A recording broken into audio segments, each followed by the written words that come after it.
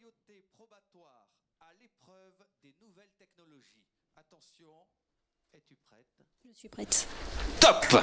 935 000 caméras, 66 millions de personnes. Bonsoir et bienvenue dans la plus grande télé-réalité de France.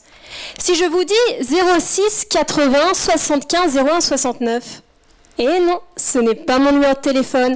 06 rappelle Nice, ville la plus équipée en vidéosurveillance. 80, décennie durant laquelle la vidéosurveillance voit le jour en France. 75, pourcentage de Français favorables à la vidéosurveillance.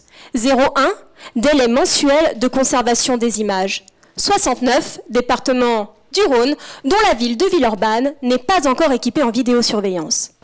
Sans vous en douter, ce sont des centaines de caméras de vidéosurveillance qui nous épient dans les lieux publics chaque jour.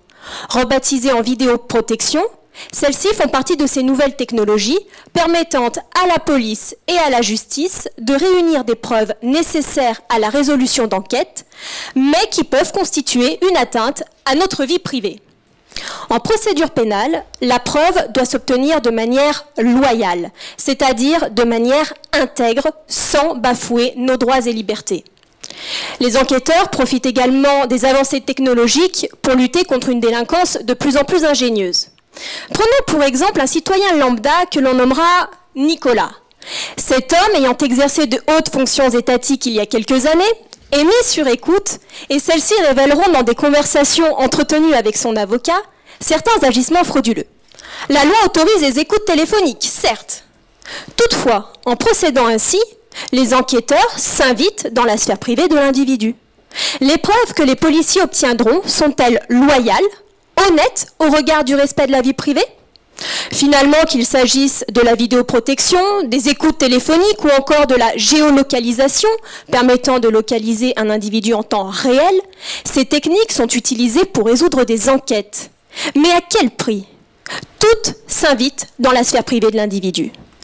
Paradoxalement, la Cour européenne des droits de l'homme protège la vie privée, mais autorise dans un même temps les écoutes téléphoniques, qui constituent la violation même de ce droit qu'elle est censée garantir. Je m'interroge, les intérêts de la société sont-ils devenus une valeur supérieure à protéger, si bien que le fait de s'immiscer dans la sphère privée en deviendrait un moindre mal ? Peut-on encore être loyal lorsque l'on bénéficie de moyens technologiques si performants ?